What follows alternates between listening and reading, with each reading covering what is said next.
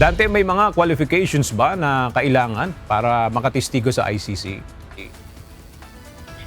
Magandang tanghali, Aga. Ang isa sa qualification na ibinigay ng International Criminal Court ay yung willingness o yung kahandaan ng mga biktima na magbigay ng kanilang testimonya kaugnay sa war on drugs. At inaasahan nga na dadami pa ang bilang ng mga biktima ng war on drugs na magbibigay ng testimonya sa International Criminal Court o ICC. Ito ay sa gitna ng mga paghahanda para sa nalalapit na paglilitis sa kaso ni dating Pangulong Rodrigo Duterte.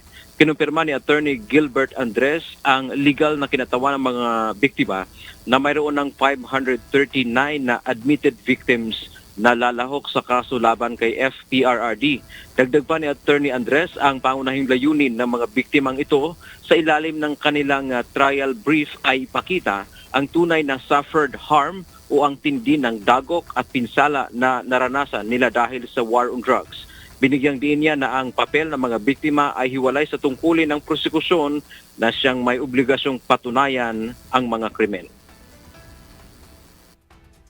As of now po, base po sa pre-trial at nangyaring confirmation of the charges hearing ay meron pong as of now 539 admitted victims po. Now, ngunit proseso naman po to ng ICC ay bubuksan po muli yung application for victim participants. Kaya hopefully maging handa po yung iba pa pong mga biktima kung buksan na po yung proseso ng victim application.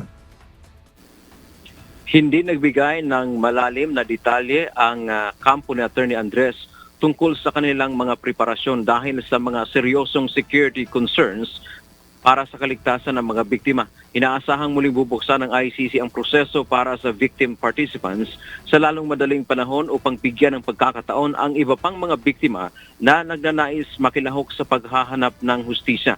Kasalukuyan nang inihahanda ang mga biktima para sa pagbubukas ng trial sa November 30 kung saan ayon sa Rome Statute, kinakailangang humarap dito ang akusado o si dating Pangulong Rodrigo Duterte.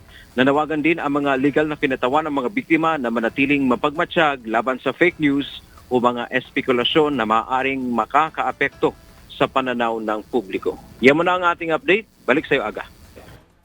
Maraming salamat, Dante Amento.